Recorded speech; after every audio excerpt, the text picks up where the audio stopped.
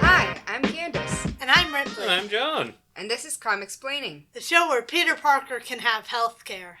I'm not sure that he can. Does Jonah give him benefits? He can have it. Wait. No, he's a freelancer. I was about to say, isn't he a freelancer? Yeah, but you can always buy plans independently. Right, there's the Affordable Care Act. He can have health care. Okay. But can Spider-Man have health care? No. No.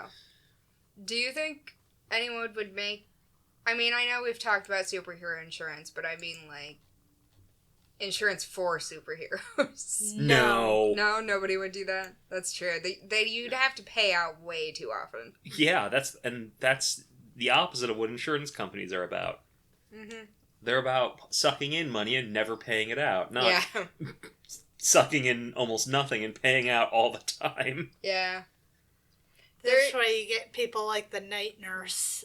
Yeah, I was about to say, there is like an underground hospital in canon. And it's always interesting when they touch on things like that, you know? Like the mechanics of the world, right? That's the shit I love. I'm all about that. I know you are. Also, hello, by the way. I'm back. I had a sinus infection at the last recording, but I'm okay now. Yes, Candace is not dead. I am not. This is your annual Candace Proof of life. Proof of life, yes. I expected you guys to say something about my absence, but you didn't. No, we should have. We were prepared to just Photoshop you out like one of Stalin's enemies. Okay.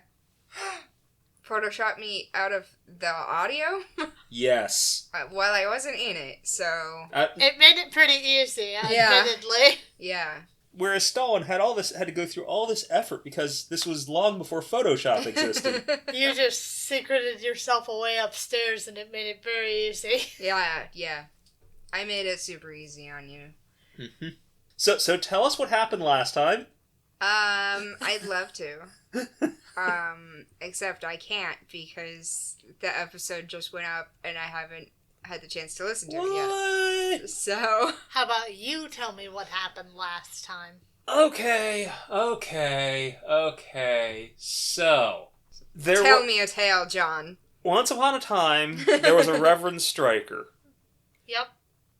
Well, I guess, I know this isn't really starting at the beginning, but it is a place to start, because in a sense, this is more his story than it is anyone else's in the story. Okay. For you see, Reverend Stryker worked at a military base. Uh-huh. Reverend Stryker had a wife and who had a child.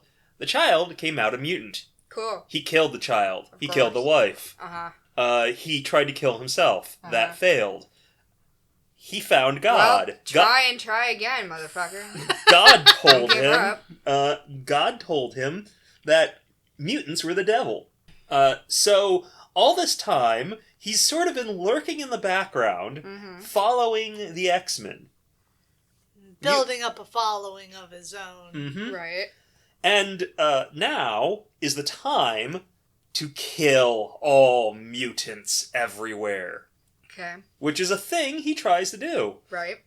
He actually goes on television and debates with Charles Xavier. Debate me, bro. He wins. Mm-hmm. He then has his goons attack the car, the Rolls Charles is in. Yeah. They blow it up. Okay. He ends up... Now... He is shockingly vulnerable to explosions. Yes. Yes. Stryker's ministry had all these mind scan blockers. So not only was he vulnerable to explosives, he did not know explosives were coming. Cool. Love that. Yeah. What actually happened was that Chuck gets abducted, but there's enough evidence to make it look like everyone in the car died. Okay. But see... Okay, Kitty had a fight with one of the Reverend's faithful Chris Claremont writes things in a black woman's mouth, from a black woman's I did hear brain that part. I heard that should never have been written. I heard that part Kitty a few Pryde times, uses actually. Kitty Pryde uses the N-word. It's, Well, that wasn't integral to the plot, from what I understand. No, but it's... It did happen. But that's maybe what I think it makes... It's what's remembered. What it seems like, if this is remembered for anything beyond... beyond starting another way the X-Men and mutant kind are under attack, it's that Kitty Pryde used the N-word. Sure. Okay, but the story? Well, Kitty isn't happy about this. I mean, no one is, but... Right. When she thinks everyone's dead, her and, Ilyana. I was gonna call her future mutant name, but that's not what we know her as yet, so, yeah, Ilyana, she leaves in a huff. She is upset, reasonably. Ilyana calms her down, and they discover they're being watched. There's some sort of observation equipment on the grounds. Mm-hmm. Kitty breaks it to see who comes to fix it. Mm-hmm. It's Stryker goons. Mm-hmm. Yeah, they have a whole, ecosystem of, techies and heavies. Mm-hmm. Because at the same time, Wolverine and Piotr are investigating the explosion, the car explosion site, and Wolverine knows something is wrong. Mm-hmm. Kurt, too. Oh yeah, Kurt is there. And at the same time as Ilyana is getting shot with stun bullets,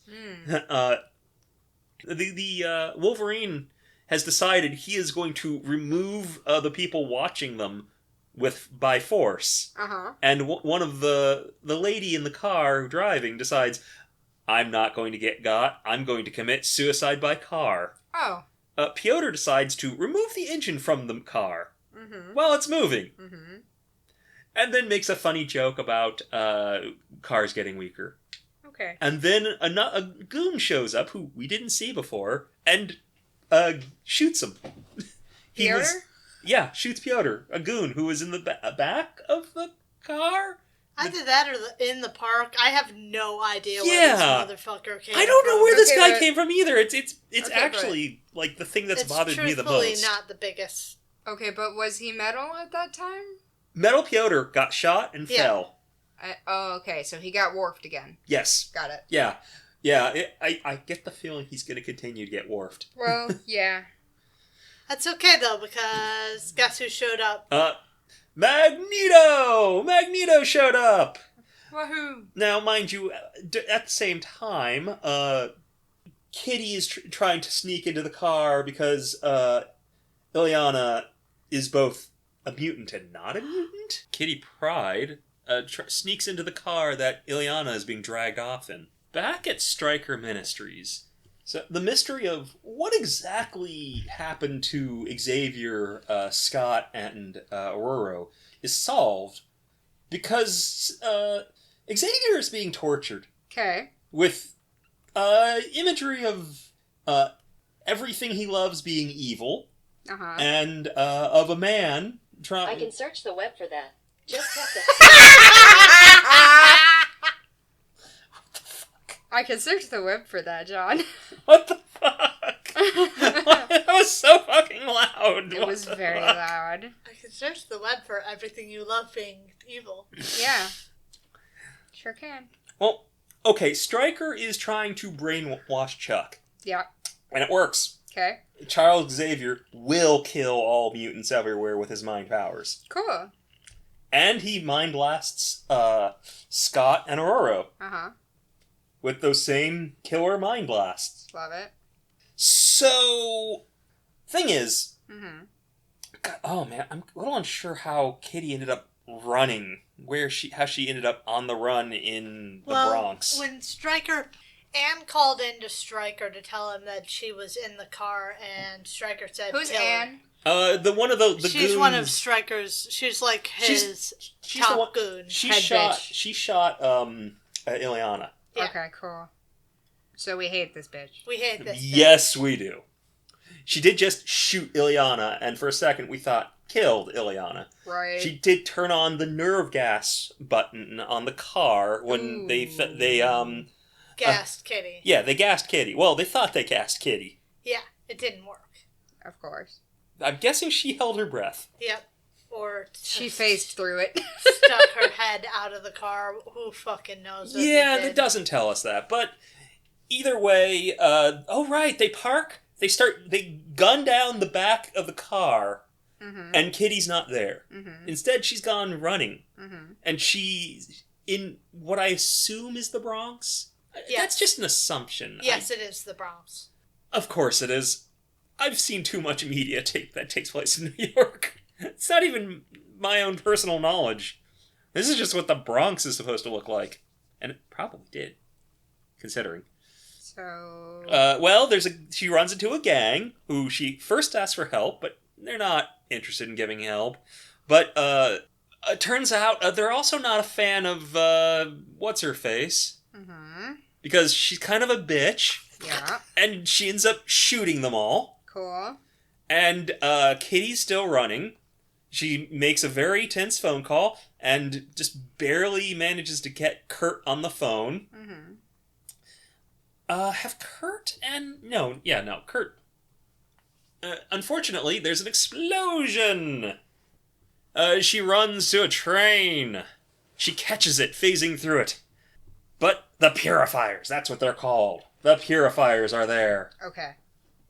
But so is Magneto. Okay. Yep, because he was with the X-Men. Mm-hmm. Right. Yeah, see, he tortured the goons that... right, so they know what's happening. Yeah, they know what's happening. First, Wolverine was torturing them, and then Magneto was like, no, I have a better idea. And he tortured them harder. As he does. Yes. As he is wont to do. Yes, he is very good at this. It was very painful for these religious fundamentalists. And they rescue Kitty, and the Purifiers shoot a cop. Okay.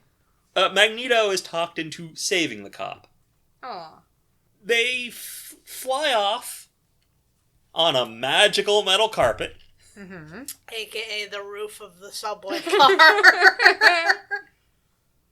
And then I'm a little fuzzy. Do they fly up to the Stryker building? I think this is when Magneto is getting... Day they go to... or what happens is they go to... God, now I'm thrown off. I think this is the next scene where Charles is finally fully brainwashed. They go to rescue Scott and Aurora's body. They go to rescue Scott, Aurora, and Ileana. Who happens now it's... Scott and Aurora are actually alive. Yeah, right. That's the shocker. They're not dead. Turns out the professor just didn't have it in him. Yet. Yeah. Not for his X-Men, anyway. Yeah. Right. So... Although, he did knock them out pretty hard, and they are being lugged around like corpses. Right. This is a very corpsey work environment. Mm-hmm. Magneto was able to save the day, though. Yeah. He turned the elevator of the building into a Charlie and the Chocolate Factory ride. In a bad way, I assume. Well, depends on who you are. Right, of course. If you're a purifier, this is bad. Right. Very bad. If you're an X-Men or Ileana, this is a good thing. Yes. Yeah, of course. We go off to the World Trade Center. Cool. It's still there. Yes. It has not been destroyed by anything. Yet. The World Trade Center will return in Avengers Infinity War. Well, it'll also return in Spider-Man. No, the World Trade Center will return. We will see more of the World Trade Center. Look, I read the issue of Spider-Man about the destruction of the World Trade Center. I know you did. That's not what I'm saying. I'm saying we will literally see more of the World Trade Center. No. In X-Men. Okay. So, Scott and Aurora are electrified back to consciousness because Magneto can do that. Sure. Sure he can. No, we've established that he can do more than just magnets. He can also do electricity. Right. Yeah, but, like, that's how that works with people, though, is the thing. Like, medically, you could do that with people. Yes. Right. All you need to do to undead them, to not quite... Reconsciousify. Yeah. Reconsciousify. Look, they're not dead. They're only sleeping. As we all know, a defibrillator is a magical medical device that just fixes it. You know, why don't we take defibrillators around the coma ward more commonly? Honestly. So, he brings them back, and, well, we have to stop Stryker. We have to. But but they're not quite on the same page about why and how. Okay. Because Magneto wants to kill him. Well, yes, but also Magneto wants to rule the world. Right. He still wants to do that. Yeah. And he thinks the X-Men should join him because look at this guy. This guy is a fucking maniac. Right. I mean, fair. He's a religious fundamentalist, and he's got on a crusade, literally, to kill all mutants everywhere. Mm-hmm. Well, they can't agree, and I think it's the next day that they go off to Madison Square Garden. Yeah, to Madison Square Garden, each with slightly different goals. Mm-hmm. The X-Men to save Xavier, and Magneto to make a show. Right. As he kills Stryker. As he does. He takes the top off of Madison Square Garden, he puts it back on, and then he gets knocked out of the sky by beams coming from a machine hooked up to Xavier. Because Xavier was told to kill all X-Men everywhere, and they made a reverse Cerebro that sends mind beams to all potential mutants. Okay. And all mutants and all potential mutants. So his mutant kill beams can go to all mutants and all potential mutants. Great. We love it. And while the X-Men are going through mooks and goons and whatnot, people are bleeding. Cool. Lots of people are bleeding. More people than you'd expect are bleeding. Because it turns out a lot more people are at least latent mutants than you'd think. Including at least one congressman. And at least one of the goons under Stryker's payroll. The bitch who... What's her face? Yeah. Anne, that bitch. Just seeing that she's bleeding, Stryker pushes her off the stage he's on. Cool. People love that, I'm sure. Yeah, and this was... Did I mention this is televised? So, what we've seen is a guy rip off the top of Madison Square Garden and put it back. Right. A man push a woman off a stage to her death. So if you're watching TV, you got some pretty good TV this Sunday morning. Are you following along at home? You are watching the most brutal 30 minutes of television ever. And while that's happening, Scott brilliantly ping-pongs his eye punch beams around the room while he uses Kurt and Logan to distract Chuck. Because his punch beams knock out Xavier. Okay. And they can finally come out front to the front of house and be revealed that some of them are clearly not dead, despite Stryker thinking they were. Haha. Get chumped on. Bitch, yeah. Stryker pulls a gun. Of course. As you do. And Kitty says some stuff about... Well, Stryker does the meme. Yes, the meme. I am aware of the meme. The Mike Pence meme. Right. I complain about Kurt's posture. Because he's so slouched. Yeah. You stand up, you're gonna hurt He's your like back. that a lot, yeah. You're gonna... I don't care what kind of mutation you have. You're going to end up hurting your back like that. I promise. It will hurt. Well, right now, you don't think it'll hurt. One day, you will sit up and something will pop, and you'll just be in a lot of pain. On with the story, though. The story, please. Kitty thinks he's more of a human than anything. than anything a Stryker is. And Stryker decides, yeah, no, I'm killing people. Except he's not. Mm-hmm. A cop shoots the gun out of his hand. Yeah, the cop shoots him, is what happens. It looked to me like he shot the gun out of his hand. I didn't see any blood. No, he shot him. Well, I mean... Oh, one way or the other. He was shot. And, considering everything that's going on,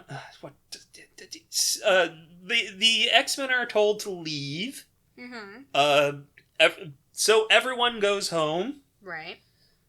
And Stryker claims he's being religiously persecuted. Of course. The news says that Stryker claims religious persecution.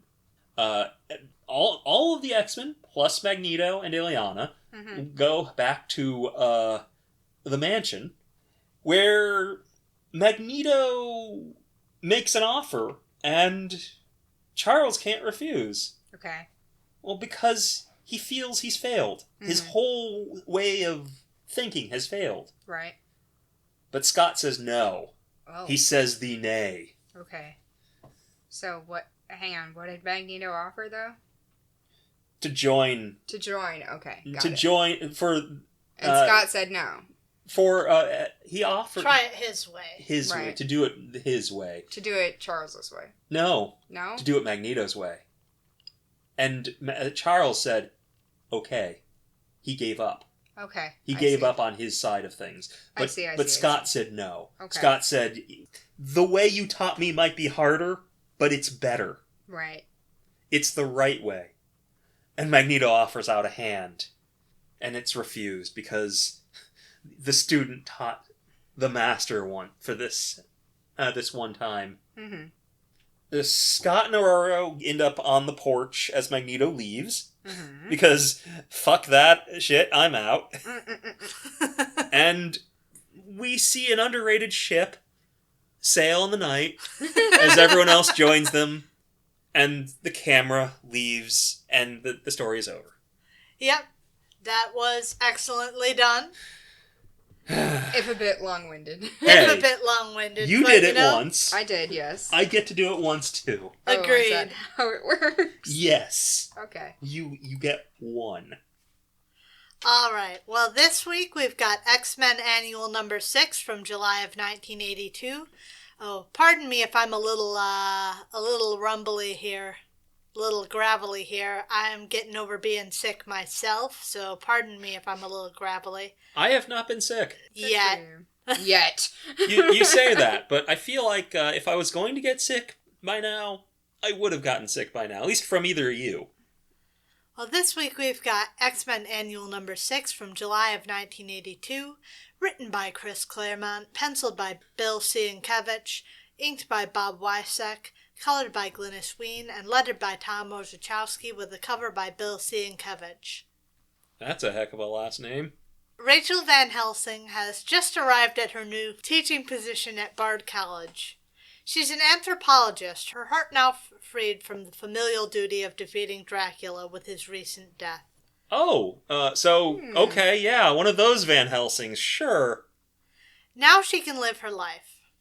Her students raise a few eyebrows at that name of hers, which she hand waves away, and then class is dismissed. She heads through the evening to her humble abode, where she's caught off guard by an evil voice bidding her to enter freely and of her own will. Oh, Uh-oh. no. It's Dracula! Oh, he's super dead, huh? And rumors of his death, blah, blah, blah. Etc., etc. Anyway, he's here to put the old Van Helsing Dracula feud to an end. Violently. Oh. Yeah. Oh, boy. Meanwhile, back at the mansion, Kitty is throwing an absolute temper tantrum. Dissolved in tears, and none of her teammates can stop her raging. And Kurt is trying. And so is Aurora. The bad news that set her on this tirade is that her parents' attempts to patch up their marriage haven't worked. Oh, God. Oh, Get over yourself. It looks girl. like the patient is terminal. Mm. Scott, of course, chooses this uncomfortable moment to enter and make himself known. Great. Luckily, Kurt is there to clue him in on what's going on. Aurora does her best to gently push back a little bit on Kitty's rage, reminding her that surely this is hurting her parents, too. Kit Kat does not take this well at all, furious that her parents opted not to tell her the bad news face to face. I wonder why. yeah, I'm sure that would have gone well if they'd done that. Like, imagine them doing that. That would have gone great. Aurora attempts to calm her down, gently grabbing the youngster and, telling her to grow up, because that... I mean...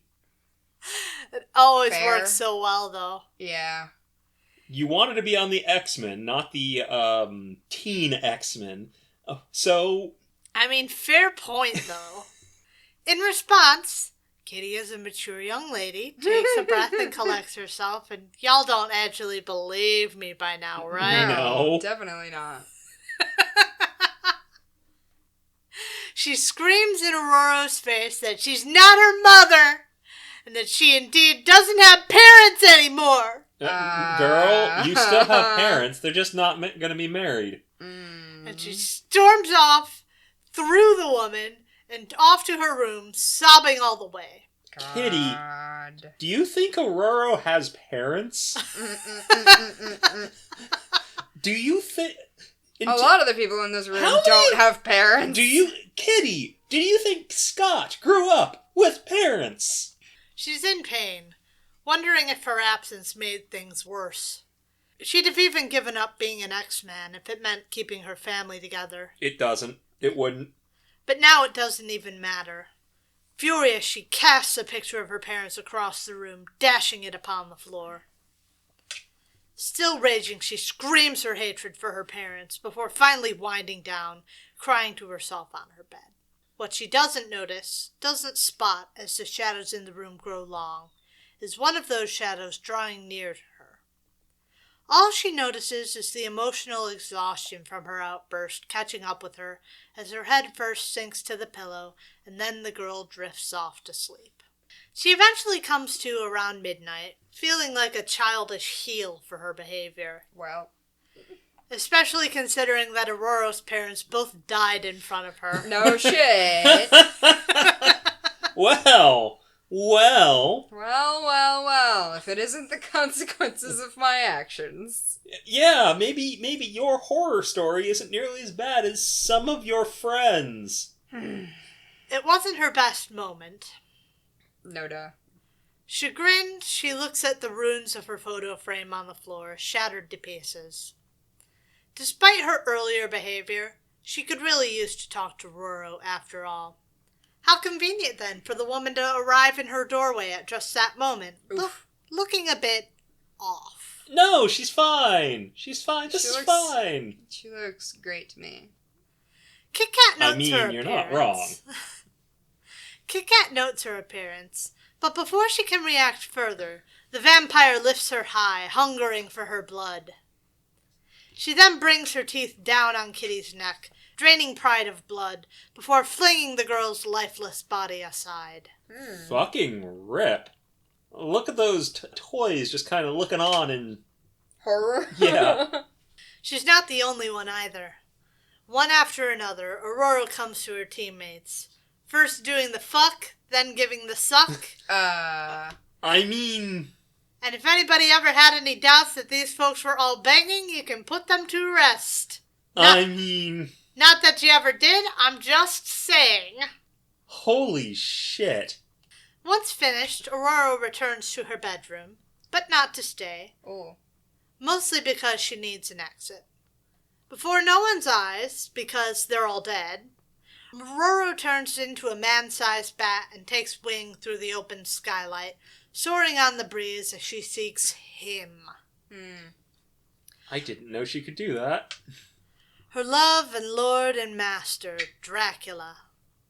Soon she is back before him, and the pair embrace under the moonlit sky. Huh. I guess we're not done with this. Nope. We're never done with Dracula, baby. Dracula will return in Avengers Infinity War. Aurora awakens naked, of course. Of course. What else would she do? with a scream, horrified at her dream. She hopes it was just a dream anyway. With a terrified start at the thought, she rushes for Kitty's room, dreading seeing the girl's crumpled body on the floor. But when she arrives, to her relief, she sees no such thing. Kit Kat is safely asleep, or so it seems, until the door clicks shut and her eyes snap open. With everyone seemingly quiet, Storm slips outside. The dream was a summons from Dracula. Of that she's sure, apparently reneging on his agreement to leave her be. That's a mistake. In a flash, she transforms her garb to that of Storm and takes off on the night winds, seeking the Lord of Vampires, watched by Kitty. She clearly knows more of what's going on than she should, readying to counter the move somehow by recruiting a companion. She slips off to Piotr's room, where we find the Russian hard at work on a history paper for Professor Xavier. Piotr... actual schoolwork? Actual schoolwork at this school. Unprecedented. Quite possibly.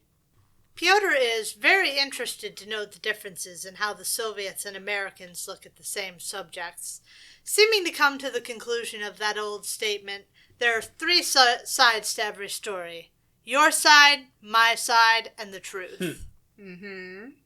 Kitty's less interested in that, and more interested in sidling up to him for a little attention, rubbing his chest and everything. Oh, boy. That throws Pete right off, and he grabs her hand, pulling it away, not finding her overtures funny. But she slams the door shut, continuing her advances until the night is cut by another scream. Oh. Bad things are happening. Oh, boy. It takes Aurora a full day's journey to travel across the ocean to her destination, an ornate cliffside manor perched along the edge of Cornwall. She flew to Wales. Yeah, you know. Not to Wales. God, no. That's not Welsh. Cornwall is the other forgotten part of Britain. She flew to Cornwall. She's not happy, blasting the door open with a bolt of lightning rather than just knocking. And here, Drac is always so polite about entering.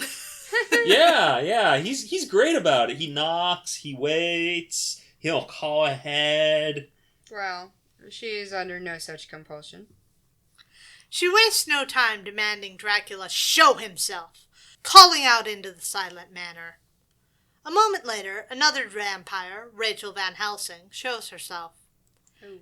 She's Drac's consort now, even more his than Aurora. Fun. Great. Rach points to a lavish spread of food laid out for her by the vamp, but Aurora declines it, refusing to show weakness before Dracula. It's something he, suddenly here now, admires, but it doesn't matter. She's still his. Cool. Great. But Roro doesn't just accept that, demanding answers. Why did he break his vow? Because he needed her. It's not as if she was truly free, anyway. Because he drank her blood, once she dies, she'll rise from the dead as a vampire anyway. Oh, great. Oh, that's fun. At first she doesn't believe it, but at Drac's will she begins to bleed from that old neck wound, causing her to see spots and collapse to the ground.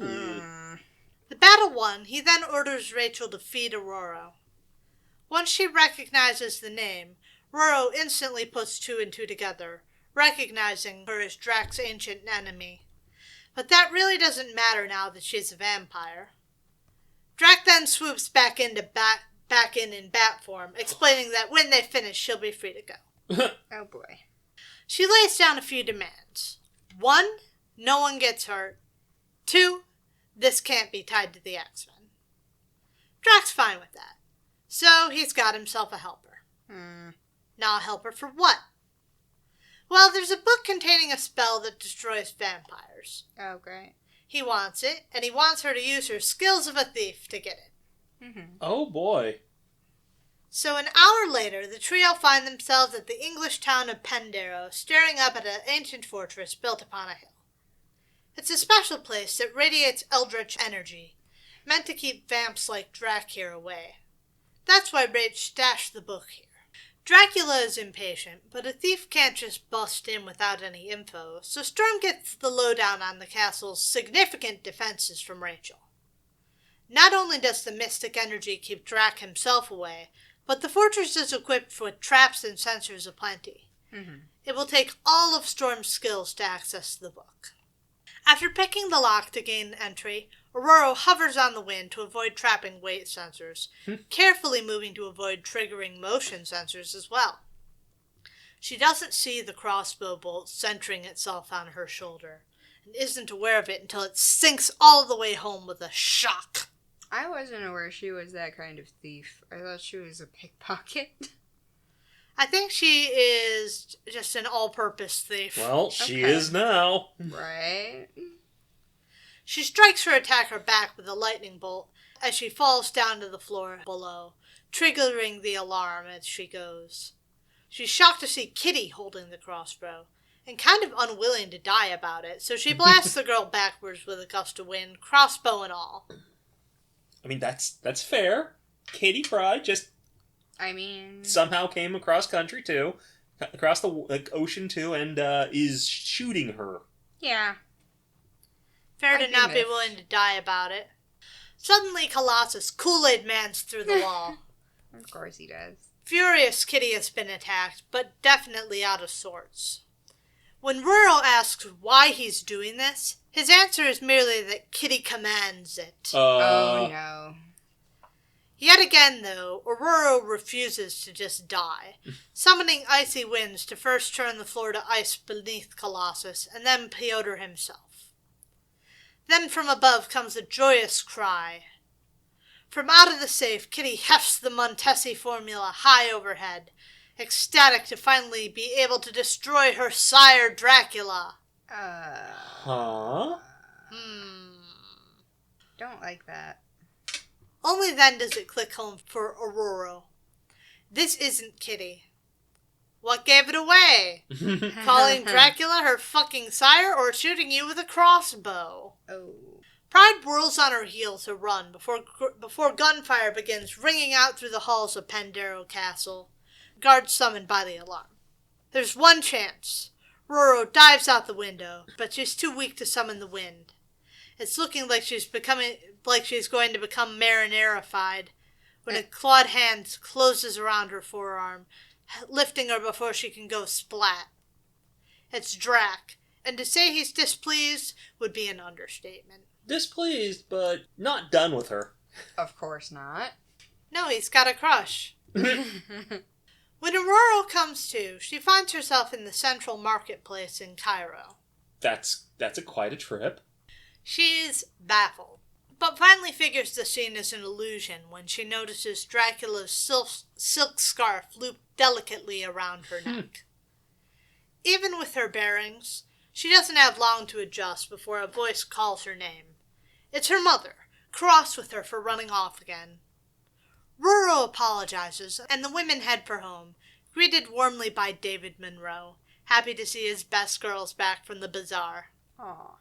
While she knows what's coming, Aurora is helpless to do anything but watch as the air raid sirens kick on. Anti-aircraft fire peppers the sky, and soon some finds its target, shooting an Israeli plane out of the sky. At least it was Israeli last we heard. They don't actually specify this time. Well, I'm not sure who else it could be, seeing as it's Egypt. Not a lot of people attacked Egypt. David attempts to save his girls, but it's nearly a direct hit on their building, trapping Aurora in the wreckage and killing her parents. She cries out desperately for her mother, clawing at the debris, but her eventual rescuer isn't Indare Monroe, but Dracula, lifting the lid from her coffin.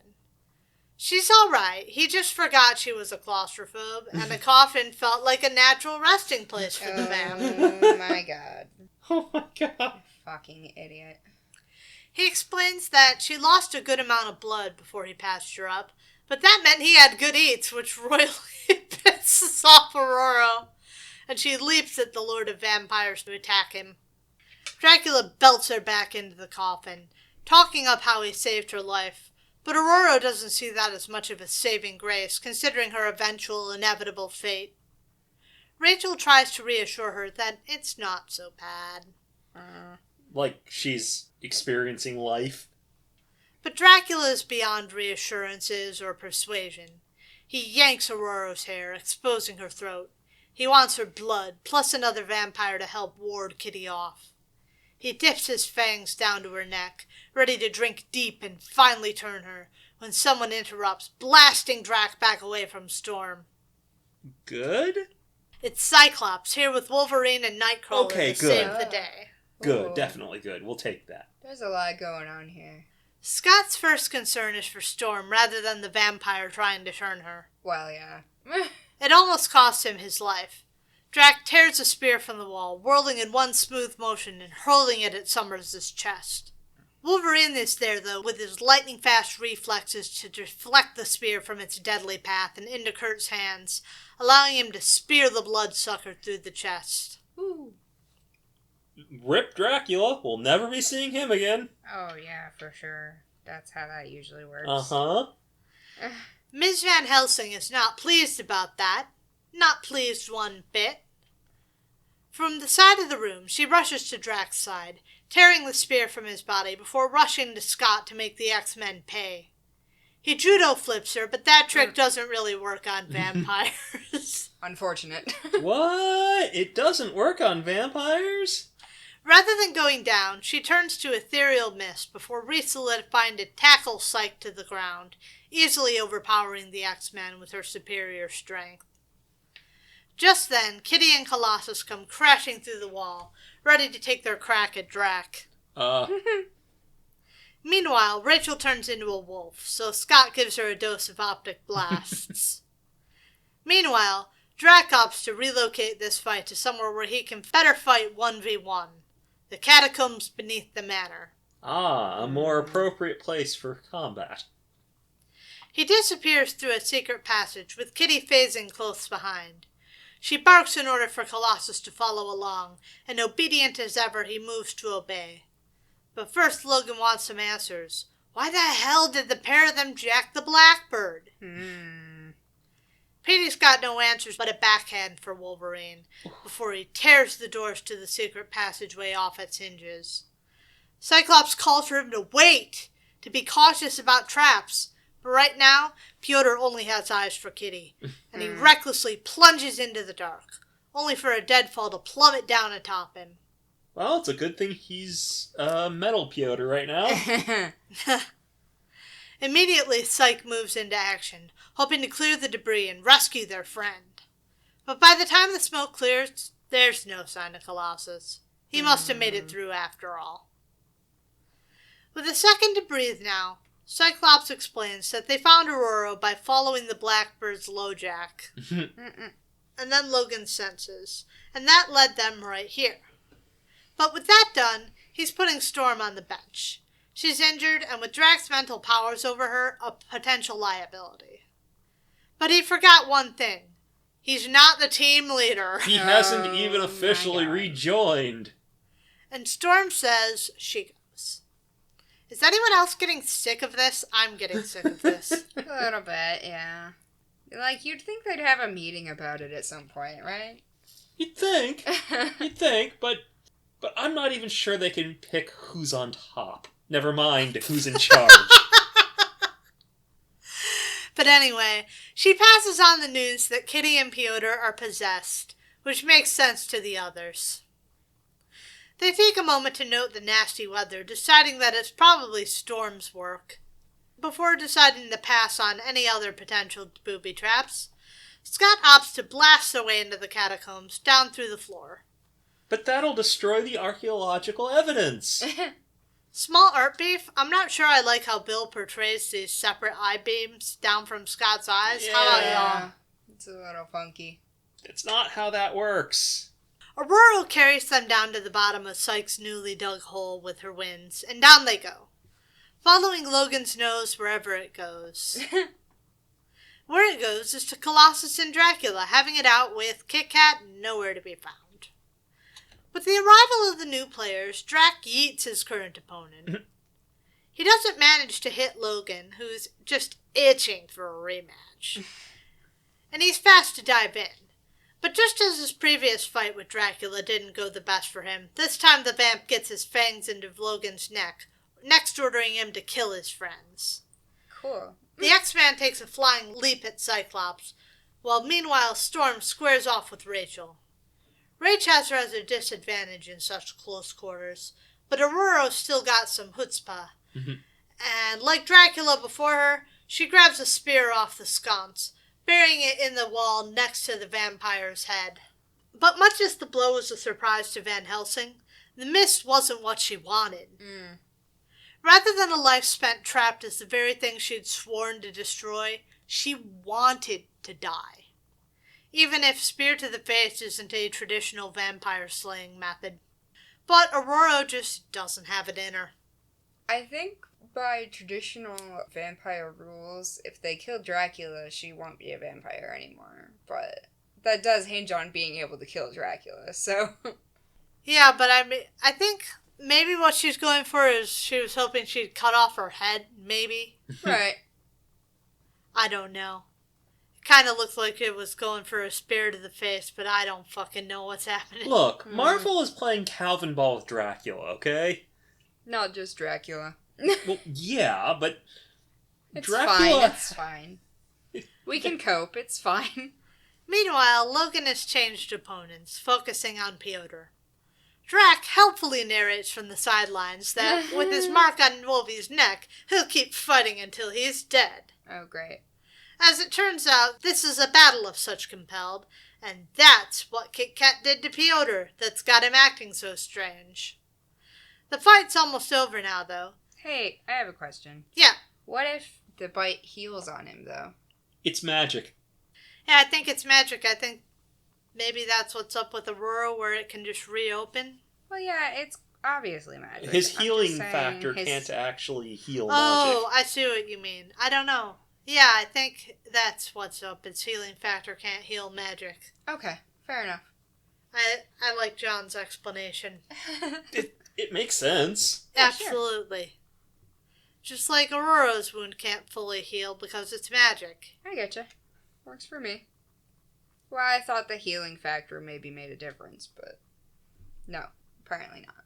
Although I will grant his healing factor at this point is not as ridiculously OP. Yeah, these days the man can't even get atomized without coming back from the dead. The fight's almost over now, though. Kitty emerges from hiding and begins to recite the Montesi formula.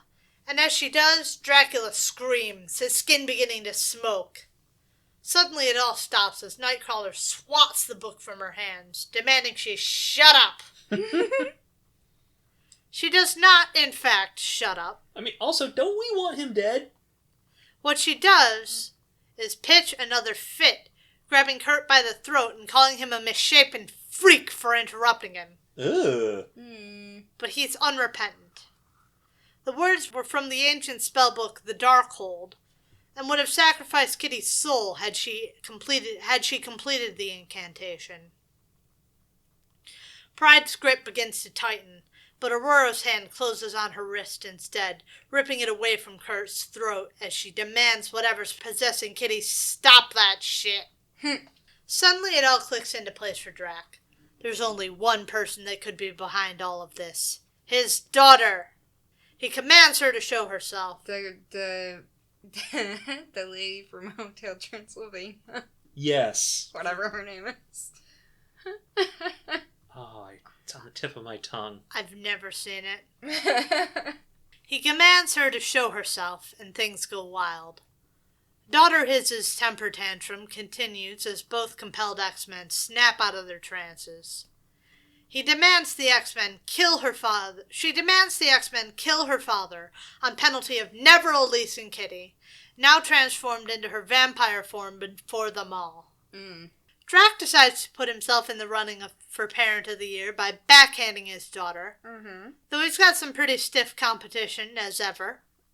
And I mean, she did try to kill him. I mean, yeah, but like, I expect Dracula to be a bad parent. Is that actually, like, so what is that? So did Dracula have a daughter the traditional way? With a woman that he impregnated? No idea. Dracula had his own comic, but I've never read it. Well, he's here fighting with family. As you do. Then again, they probably didn't directly cover how Dracula did the fucking Dracula's own comic either. Probably not. What? They didn't We're not cover at that point where the comics code is that lax. He's not done either. He still intends to kill the X-Men and turn them to his side, Of course. adding them to his posse of vampires. Mm-hmm. He's mid-spiel about this when he gets speared a second time. Things are not going well for him. It's Rachel, back to break her chains. Ooh. Dracula Nice. commands her to stop, to obey him, but she won't. She's broken free. From her bag, she fishes free 2 items from which she fashions a cross. And even though it burns her hands to the bones, she advances on Dracula, burning the vampire lord away. Of course, it's still not over. He could still come back even from this, unless someone decapitates him. Luckily, they've got a guy for that. I know just the guy for the job. He's in the room. And so Wolverine advances to get the job done. Our man's in the room with us. But before he gets the chance, the ceiling begins to crumble. Oh boy. The storm up above has gotten too intense. The waves are tearing the very cliffs from under the manor. The X-Men flee with Rachel bundled up in Piotr's arms, the whole crew making it out just in time to avoid the manor's collapse, unfortunately having to leave Dracula behind without finishing him off. Damn. But speaking of finishing off, dawn is coming, and Rachel Van Helsing faces her end. She has a request. A quick end. If she goes by sunlight, it's gonna hurt. A stake through the heart is quick and easy. Wolverine volunteers to be the one to do the deed, Of course he does. knowing he's the man for the job. Mm-hmm. He's the best at what he does. What he does isn't very nice. It's moving. Wolvie hesitates for just one moment to make sure Rach wants to commit. He might be a killer, but he's not a heartless one. Rachel's absolutely sure. She won't betray everything she and her family have stood for, and so he holds her close. She gets to see the beauty of one last sunrise, and with a pained grimace, Logan rams the stake home, dying with a smile on her face. It's a kill that's weighed more heavily on him than most, and he requests to be alone for the last part of the job. Finally, Dracula's daughter Lilith shows her face again, cruelly mocking the X-Men's grief as she introduces herself. What Psyche doesn't get is how she can show herself in the sunlight where other vampires can't. In explanation, she just starts glittering. Oh no. JK, she's a special vampire who's just not affected by any of the traditional vampire shit for reasons. Daywalker. Daywalker? I don't know. Listeners, if you know what Lilith's deal is, please leave your answers in the comments. Wrong answers accepted, but only if they're funny. Yeah. She's dedicated her life to destroying her father, and now that she has, she can explain the genius of her evil plan. Of course. Evil plan? Morally neutral plan? Is killing Dracula evil? Debatable. Since she also couldn't breach Pandero Castle's mystical defenses, she leaked info that she was looking for the book to draw Dracula out and the X-Men into the fray by seizing Kitty and Colossus. But now that it's all over, conveniently everything's going to go back to normal. She releases Kitty's body even though she claimed she wasn't going to. I guess Dracula did die. He did. Did he? For now. Maybe. Conveniently, she also didn't take enough blood from Piotr's body to turn him into a vampire either. Very Lucky. convenient. And bonus, with Drax's death, Roro is now freed from his hold, so no harm, no foul, right? Right? Not that Right. Lilith cares one way or the other. Of course. Hey, Miss Van Helsing's still dead, though. Yeah. Sure is. She turns to mist and vanishes as a groggy Kit Kat begins to come back to awareness, confused and amnesiac over the past few days. How'd y'all like that? That sure came out of nowhere. That's Dracula. Dracula does that. How did I like that? It's the ending is... Very abrupt. Yeah. Almost like 70s abrupt. I mean, there's definitely something to it, though. Just Lilith just being like, all right, peace. That's a bit weird. It's a very self-cleaner. Here's the explanation of everything that just happened within one page. Right. Deuces. Exactly. It's a very self-cleaner of a... I know it's a special volume or whatever, but for something that could have been extremely messy, it self-cleaned itself in the end. So, what do I think of it, though? I guess 3. It's fine. It is. It's fine, but that's fine. all it achieves. 2.5, I hate Dracula. That's fair. Very fair. He came out of nowhere, lightning fast. Yeah, 3. What do you think Ciamuro thought? 2. They don't like Dracula. Jinx! 2.92. They were Holy with you guys. shit. Okay. They liked it way more than I thought they would. would. Comic. It is Ann comic. Alright, next up we've got Uncanny X-Men 168 from January of 1983. Written by Chris Claremont, penciled by Paul Smith, inked by Bob Wysack, colored by Glynis Wein, and lettered by Tom Orzechowski, with a cover by Paul Smith. Professor Xavier is a jerk! Okay, we're finally getting back to that. Oh, finally, Jesus. That's the conclusion Kitty Pryde has come to in this iconic splash page, leading us off on this issue. Ilyana frankly thinks she's being a little overdramatic and childish about the whole thing. I mean, if anyone has the right to tell Kitty Pryde that she is being childish, it's Ilyana. True. Considering what Ilyana has been through. Well, and also that they're the same age. Yes. She, A, is the same age, unfortunately. And 2, she has been through worse. And she doesn't really pull her punches about letting her know either. Of course, it helps that Kitty's been going on about being busted down to the New Mutants for quite a while now, and she's getting tired of it. It's not like it's such a hard row to hoe, given how she's had to spend half her life in limbo. Right? Yeah. As I said earlier, get over yourself. Girl, your life is not nearly as bad as your best friend's. That's enough to get Kit Kat to drop the subject, and the girls get on their way, rushing off towards dance class in town. Hopefully they're not going to be late for the bus in this nasty, snowy weather. Little do they know they're being observed from one of the upper windows of the mansion. Strange, hungry eyes look down on the girls, ready to get some good eats that have been sorely lacking. What? Especially with the shit weather. Meanwhile, downstairs, Logan is getting ready to head back north into Canada, because that always goes so well for him. Oh, yeah. Okay, so Logan is about to start... Wolverine is about to cause an international incident. Okay. They've all been going through some crazy times of late. They could all do with a vacation. To Canada? That's not where you go. I don't know. That seems weird to me. Guys? That he would go on vacation to Canada. Guys, you've been to Canada. The last time you went to Canada... No. I don't think everyone's going to Canada.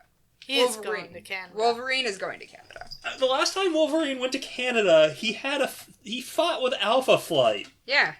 Which is why I'm saying, why the fuck is he going to Canada? For vacation... The last time he didn't fight with Alpha Flight, the last time was our missing episode where he fought Wendy. Which is for the best, considering.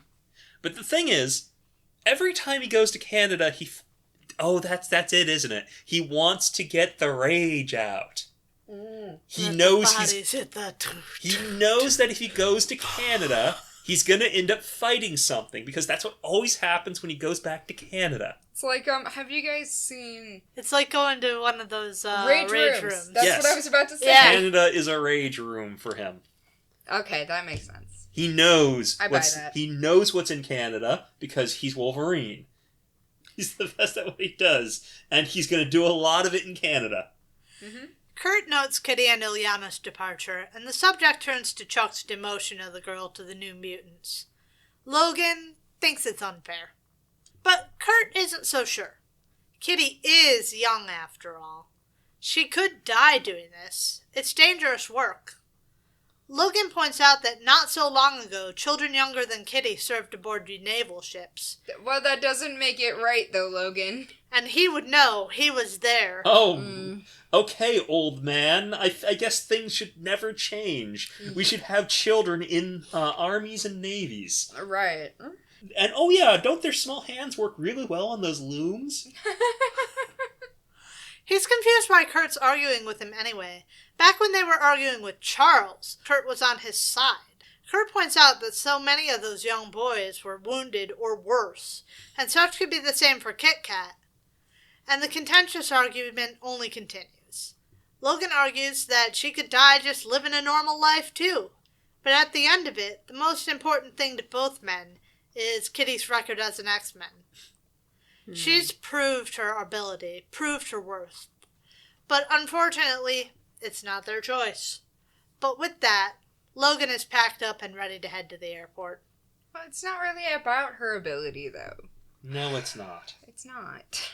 Guys, Just because she can doesn't mean she should. you've made the bad choice here. Just because she can doesn't mean she should. I guess the thought might be that she can phase her way out of danger, but that didn't save her from the fucking brood. Right? Yeah, let's see her phasing her way out of the brood. Down in the danger room, Charles Xavier is getting set up for a session of his makeshift physical therapy with Lilandra. Oh, right. The Charles Xavier cloned and with the mind from the brood Chuck. She watches him pull himself to his feet with great difficulty, noting that it should be simple for his new body. He pushes forward through a few pain steps, but doesn't make it very far before the pain brings him to his knees. Lil rushes to his side, distressed but not ashamed to see her man in such a state. He endured severe pain. There's nothing to feel shame over. You know, erasing his disability sucks, but I do appreciate that it's not going to be that easy for him. I mean, Right. Physical therapy is also hard. Yes. She just holds him on the danger room floor as he vents his helplessness at the situation. His body still acts as if his injury exists, despite the miracle cure. If he uses all of his ability, he can dampen that pain down to walk like this, but that's all of his ability, and it leaves him weak as a kitten. It's an incredibly frustrating choice for him, given his responsibilities to the X-Men. That's another glum subject, because Lil's got responsibilities too. Yeah. She can't just stick around here and be his coach. She has to reclaim the Empire from Deathbird, if she's still out there tyrannizing it up. Yeah, I guess those two jobs are kind of mutually exclusive, aren't they? Yeah. She'd love Chuck to come along, but he can't. With new mutants appearing all the time, he feels a responsibility to be there for him. Well, it's either that or Magneto will get to them first. And so the answer is another unfortunate maybe someday. For today, they just hold one another, unaware that a winged something looks on. In dance class, Kitty is having a hard time staying on the beat. She's still in a pissy mood about having been busted down to New Mutants, and it's coming out in her dancing, much to Stevie's frustration. She doesn't have a lot of patience for Kit Kats moping around, but after an impassioned speech about how much the X-Men are like a family to her, Stevie encourages the youngster to plead her case to Chuck, assuring her that he's capable of reason. Is he, though? Is he? Debatable. Supposedly. Finally, her mood lifts, seeing a bit of hope, and we turn to Aurora, naked in the snow, No. Why? but for a thick fur coat, because of fucking course she is. Uh-huh. She removes the coat Okay. Uh-huh. and places herself in rapport with nature, Ah, only for things to go haywire. great. A cold breeze sweeps in out of nowhere, chilling even Storm. She has her suspicions about what's going on, but for now we get no answers. Something is wrong with the weather. Instead, turning to the squeaky wheel, Miss Kitty Pryde, attempting to get her way. God. She tries everything with Xavier. Logic, yelling at him, demonstrating her usefulness, even buttering him up. Wow. Just as Logan was heading away on vacation, we catch up with Scott down in Shark Bay, Florida. Wait. Oh, no. No. He's decided, while waiting for his dad to take care of some personal business, that he's going to meet up with Lee again. Oh, no. Okay, Scott, you got away from this life. Please, Scott. Make better choices. I don't think that's his nature. I know. It's just sad. When he arrives, she's elbow deep in the Arcadia's engines, trying to effect repairs, and he surprises her with a wrench, delighting the woman, who flings her arms around his neck. I mean, I'm not shocked that she's happy to see him. With her eye candy back around, the engines can wait. So Lee and Scott head out for dinner and a long walk on the beach. Scott does a lot of talking, explaining his nerves about his grandparents and his adventures fighting the Brood, the latter of which are a lot for Lee to take in. You don't say. But she's also still working on the former, too, asking if he plans on returning. He'd like to. She's nice, after all. Returning to, her or the job? Scott, are you going to get back on that fishing boat and just give up on the X-Men again? I don't think so. I don't think so. I mean, I don't think so either, but... She doesn't take too well to being called nice, though. Scotty, she wants to be more than nice. Yeah. Uh-huh. I don't know if you're trying to let her down easy or what, but if that were the case, you probably shouldn't have come here at all. Yeah. You could have just ghosted her, and... You should have, in fact. Because it seems like she's the kind of person who can convince him into way too much. Lee has Scott problems. I think he's the kind of person who can be easily convinced by people being nice. Quote unquote. And she's so nice, like you so said. So nice. Lee has Scott problems. He comes with baggage, yeah. Lee has Scott problems. Scott has Lee problems. But Lee has Scott problems. And Scott has Scott problems. Yes, Scott does very much have Scott problems. He comes with baggage, but nonetheless, she's got feelings. Like you said, Scott also has Scott problems. Yes. He can't commit to her if he's not certain he can keep that commitment, and with his lifestyle, Lee's also worried about the risk of losing Summers. It'd have to be the X-Men or her, because she has to constantly be toxic. Of course. But of course, yet again, the Bob Seger swells. We've got tonight. Who needs tomorrow? Oh, God. I've made this joke already, but I Cringe. swear it's their theme song. Yeah. Speaking of cringe couples, Amanda Sefton returns home from work, surprised to see her apartment illuminated by candlelight. Oof. Lovely though it may be, no one's supposed to be home. Surprise, it's her brother boyfriend doing the sexy leg on the couch. It's bad choices the evening. Good God, has anyone made a good choice today? No. Logan's going to Canada, which is a terrible choice. Chuck went to physical therapy. Okay. He did. Okay, the one man Good who for never him. makes good choices Good for made him. a good choice. That's what it cost. That's what it costs for Charles Xavier to make a good choice. Everyone else must make bad ones. Back at the school, Kitty's hard at work again, though this time she's not trying to entreat Charles to budge. Nah, she's just trying to get caught up on schoolwork. Apparently it's just kept piling up while she's been on adventures, which seems unfair. Just then a rapping comes at the window. It's the Rasputins, here with a tempting offer to come chop firewood. Ooh, so tempting. Yeah. Delightful.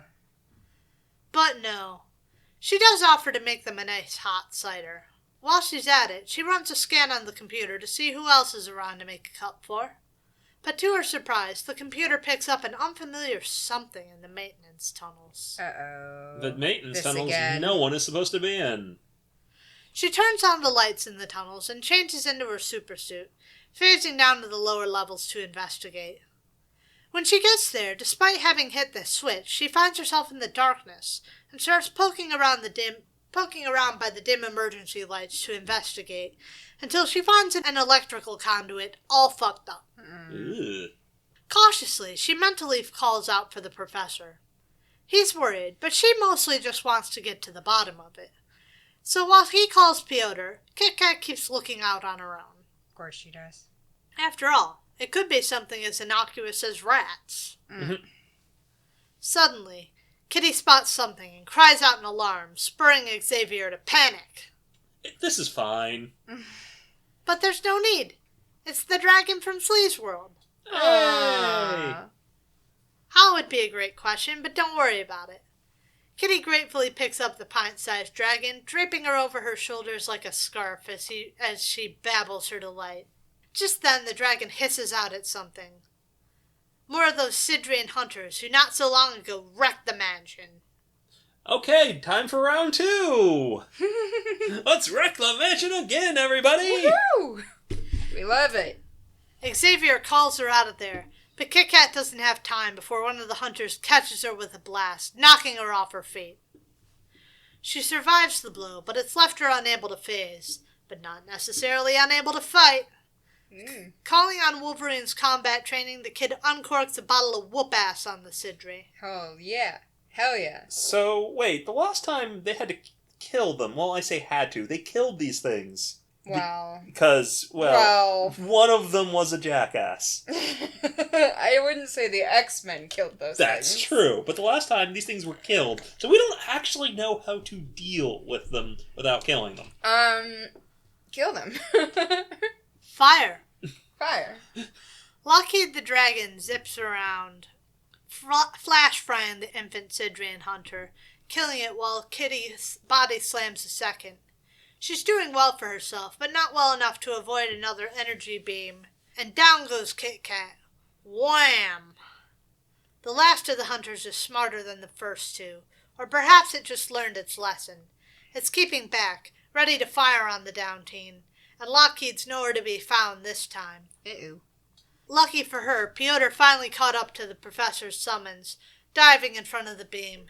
And unlike Kitty, baby boy takes a licking and keeps on ticking. Oh, yeah. Petey advances on the last of the Sidri, flattening it with a mighty blow. Ooh, I guess we just kill these things. Okay. Cool. Don't tell Scott. Wow, yeah, don't tell Scott Don't and tell Aurora. Scott and Aurora we just killed a couple baby Sidri hunters. Maybe That's it's just because they're babies.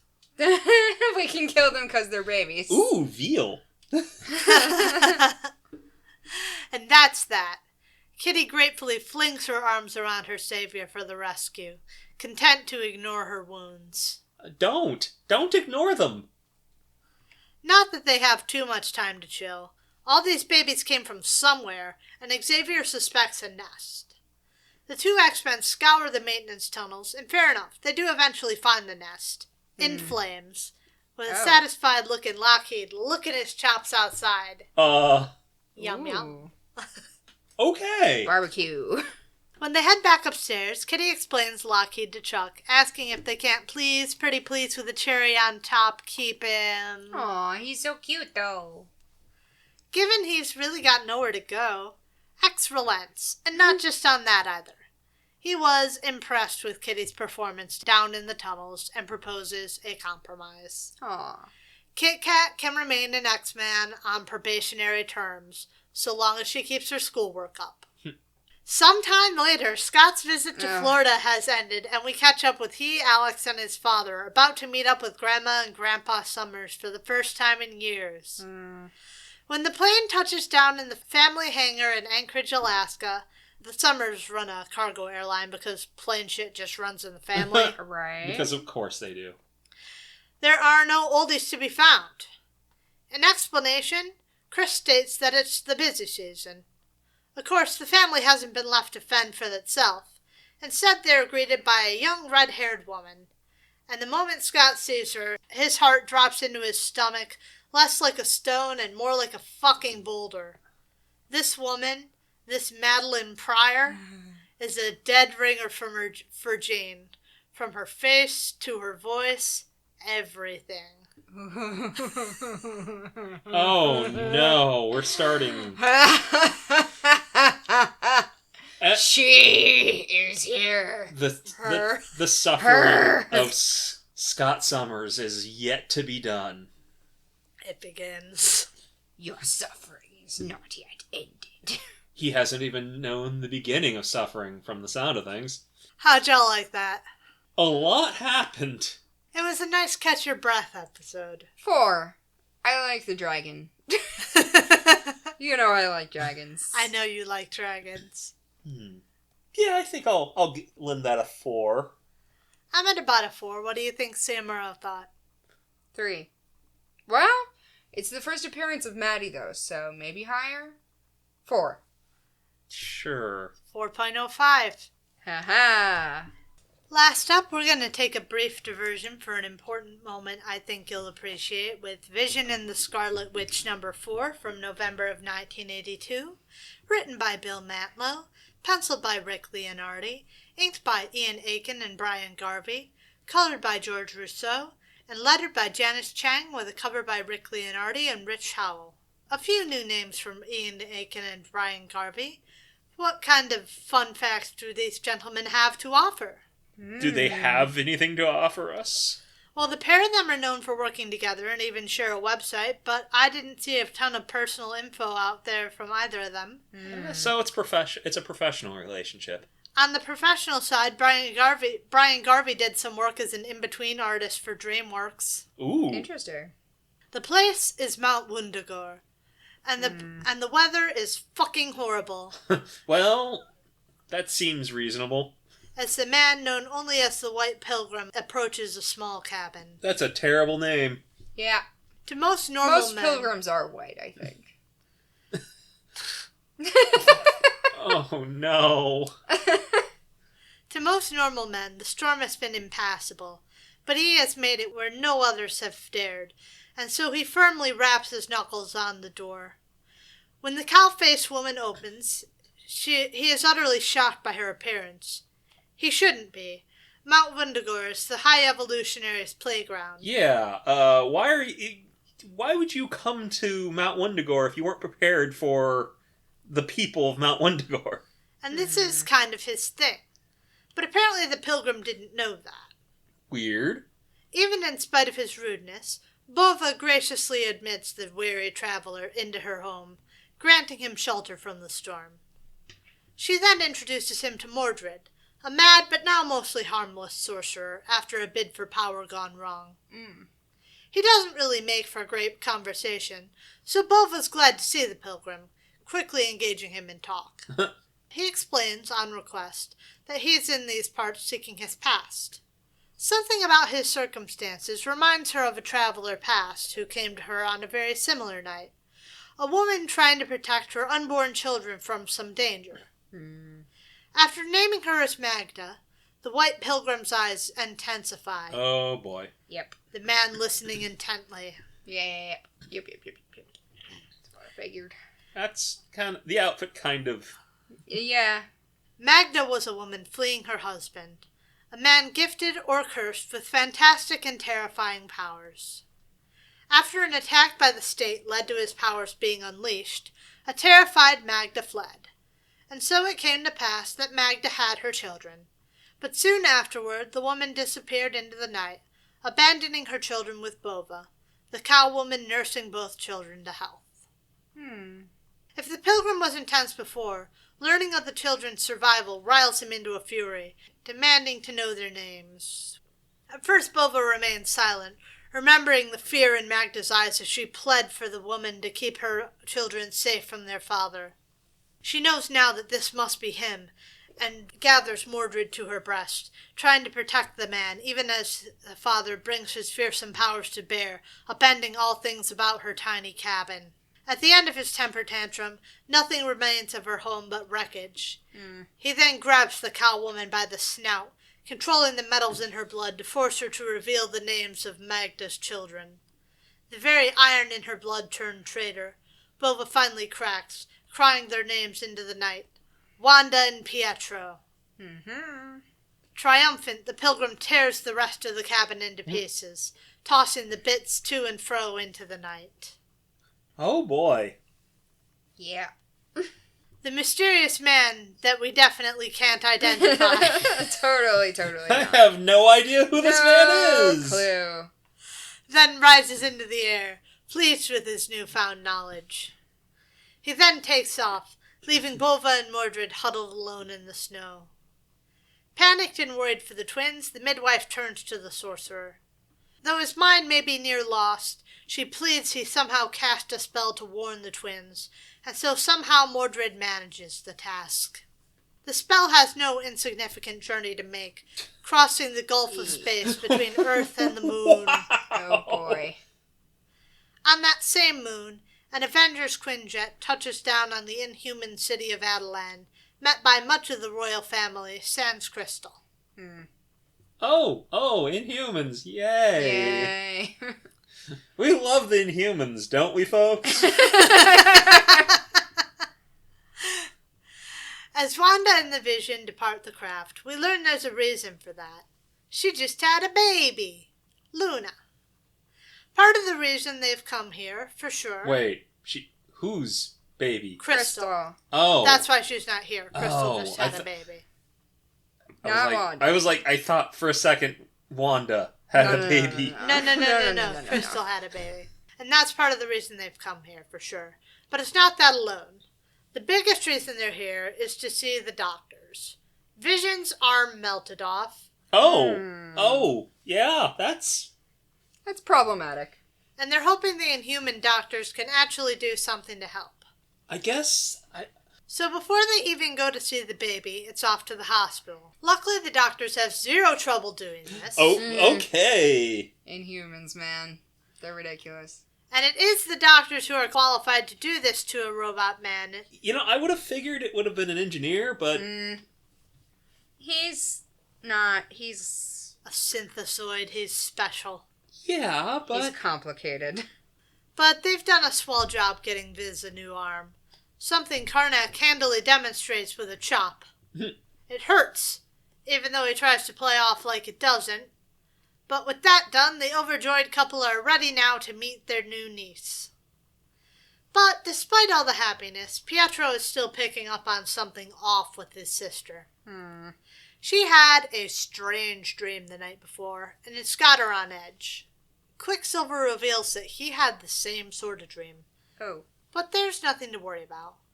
They're surrounded here by people more than able to meet whatever threat comes to face them. So for right now, they can focus on happier things, like seeing Luna. Wanda, kisses her sister-in-law. Okay. He's okay. Alright. Before cradling baby Luna in her arms, admiring the infant. And now that he has arms, Uncle Viz would like to get in on this baby-holding action. But it's a question that makes everyone hold their collective breath. Piotr's always been somewhat robophobic over the years, and they're all just hoping he doesn't start busting out slurs. Oh, God. Yeah. Oh, God. But he's been working on himself, so he doesn't freak out about it. And instead grabs his daughter from Wanda's arms to pass to Vision. Aww. Aw. Now that's growth. Even the synthesoid can't resist cooing over the baby. Aw. Where are these instincts coming from?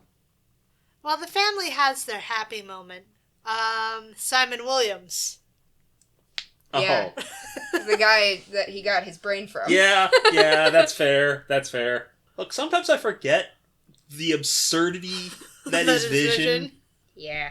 While their family has their happy moment, unbeknownst to them, the White Pilgrim has just arrived on the moon. Oh, no. I guess he could just fly there, from the look of things. Yeah, he's done that before. His powers allow him to slip by unseen and unheard somehow, because we don't know Sure. who this is. And No, we don't know what, definitely and we have no no idea what kind idea. of powers these are. No. We have no clue.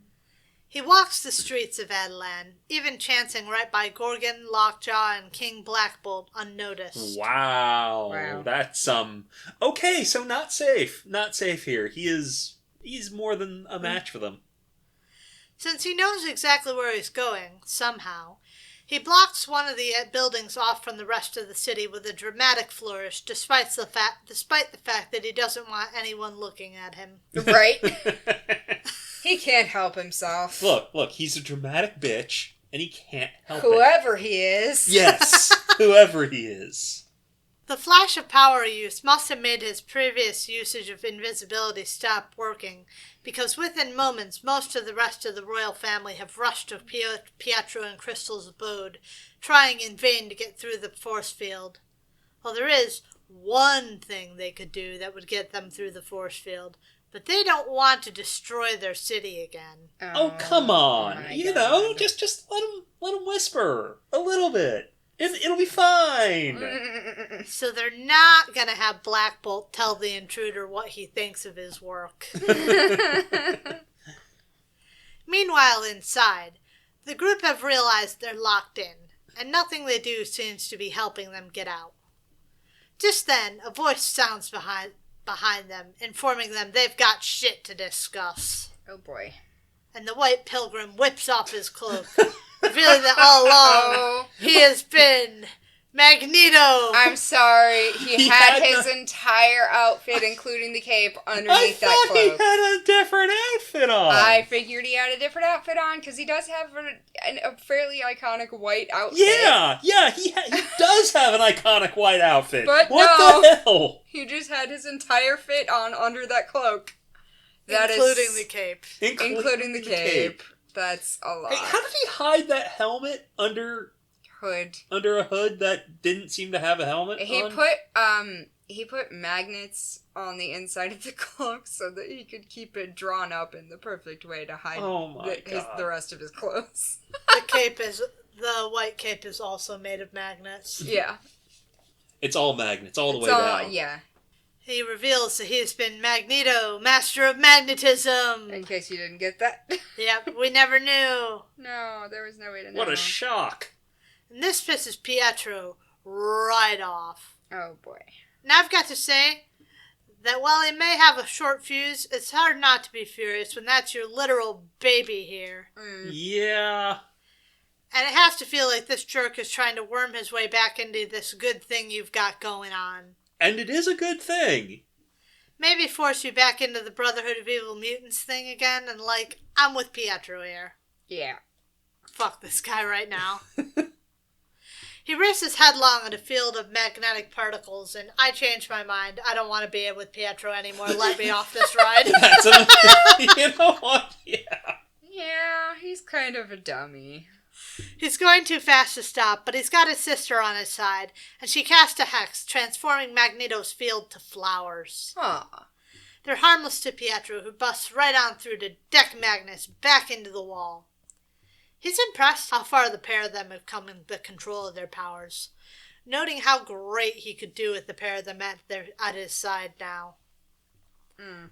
Because he is doing exactly what they're afraid of him doing. Yeah. Pretty much. Vision now stands up for his wife and brother-in-law, declaring their debt paid, which draws Magneto's attention to him for the first time. For the first time this evening. At Mag's prodding, Vision insists he is a man, despite his synthetic flesh. Oof. Which Mags agrees with, deciding to take it easy on Viz because he's Wanda's husband, by instead wrapping him up in the middle of the floor. Apparently forgetting that Vision's whole thing is that he can modulate his density. Yeah. Yeah, like my guy, Vision is maybe the most dangerous man in the room, even with you in it. So he, of course, immediately phases safely through the metal. Mm-hmm. But he's intrigued by Magnus's mercy. That doesn't stop him from partially solidifying his hand inside of Maggie's body. Of course, that's his move. It hurts like hell and spurs Mags back onto the attack. He pulls at Vision's very blood, dispersing it. But while the attack doesn't fully kill the Avenger, it does take him out of the fight for the moment. He has blood? Apparently. That's news to me. Motor oil. And then, just as Viz stood up for her before, Wanda now defends her husband, bringing her formidable hex bolts to bear. And she's not alone. She's got Crystal, still with her baby cradled in one arm, and she throws herself into the mix as well. Magneto just like, I am beset by women! Then why did you come here? Fucking idiot. Wanda's right when she says he's sore beset. The ladies seem to have him on the ropes. But even down, the villain still isn't out. And to Pietro's horror, Mags begins to rise. He knows Magneto's temper, knows he could go on the attack after that, and so Pietro acts first. He grabs a nearby flagpole and spears the villain through the shoulder. Ooh. Talking some shit about how he wishes he got it through his heart. Ooh. Oof. But Max doesn't buy that.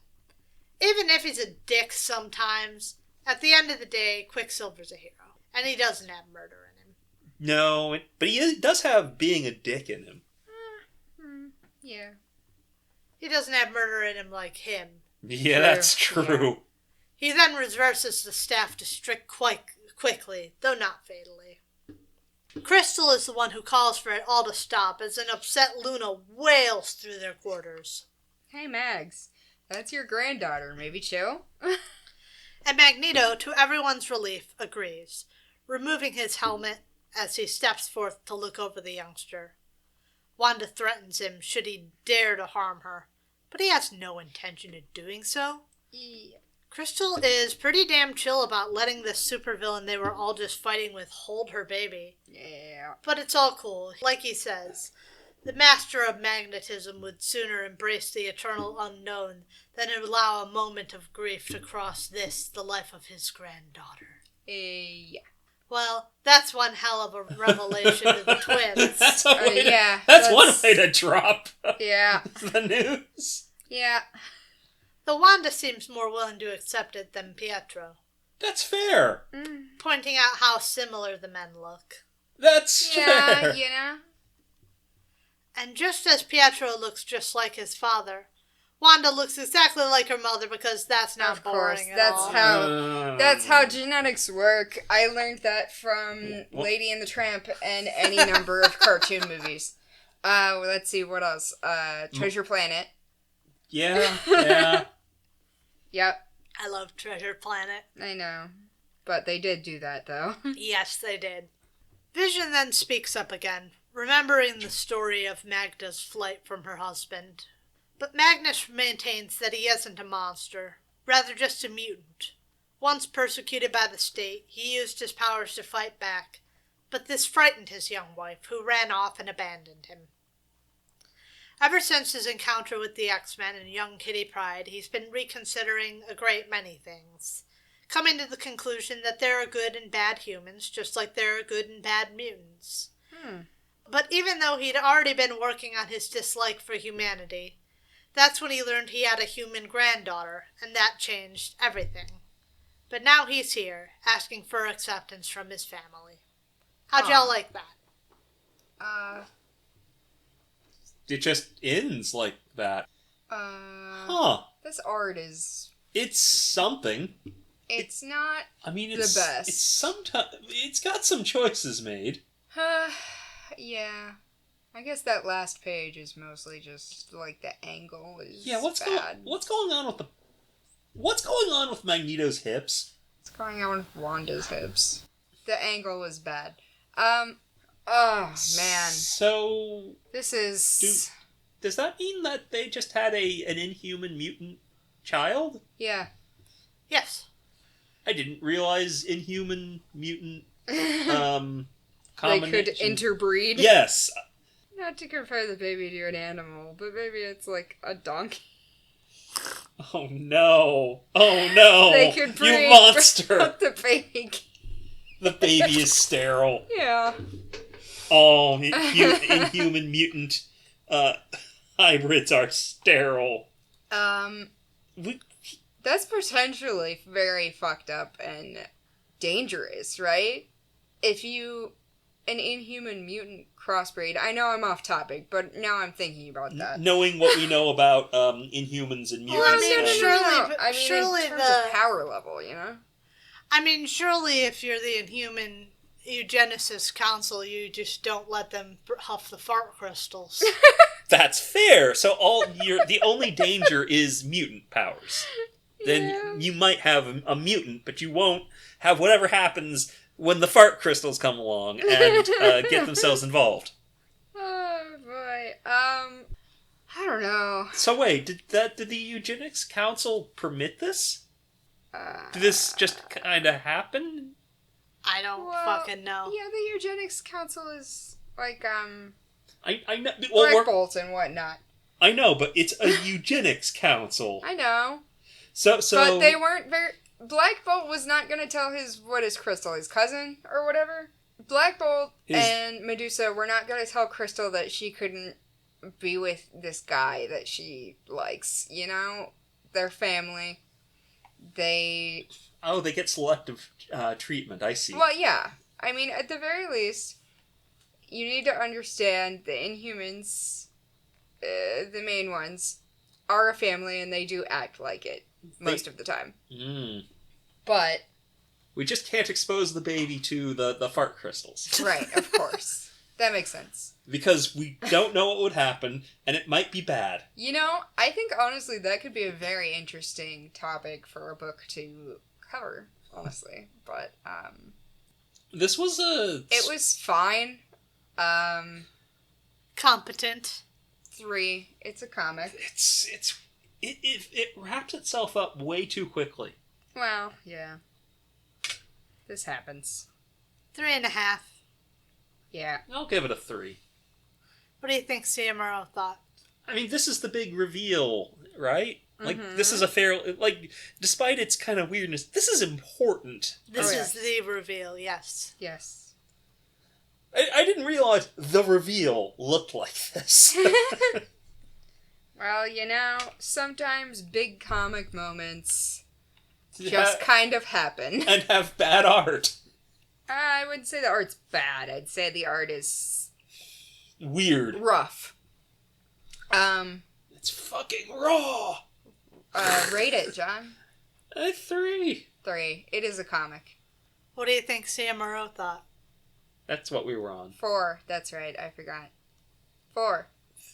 4? I mean, this is a big moment, even with the weird art and the kind of funky pacing. You were pretty close. 3.89. Ah. Like, I think its value as a major moment in the life of Magneto, and I mean, fuck.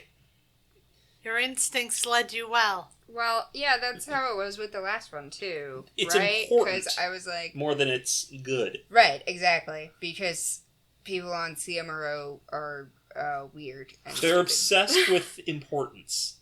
Yeah, people will do that. It'll be a star for the first appearance of Rogue, star for the first appearance of blank. You know what it reminds me of? When people who aren't into comics try to get into comics, and they do it by, like, looking up an article, like, oh, the most important comic books to read, and it's, like, fucking Civil War and shit, and then they don't like it, and decide that they don't like comics, and it's like, well, yeah, because you did it wrong. You can't read the comic people like, because they're not necessarily good. No, read the comics that comic people like. Don't read the comics that are recommended to you in an article. Anyway, gotta go through our stuff real quick here. If any of you know what Lilith Steel is, right or wrong answers, go ahead and leave a comment down below. Other than that, go ahead and hit the rest of the buttons too. Like, subscribe, hit that bell button. If you find any other buttons, hit them. See what happens. Yeah. No. I think we can be careful because there are buttons like the report button and we don't want you hitting that button. True. So just hit the buttons I listed, huh? Yeah.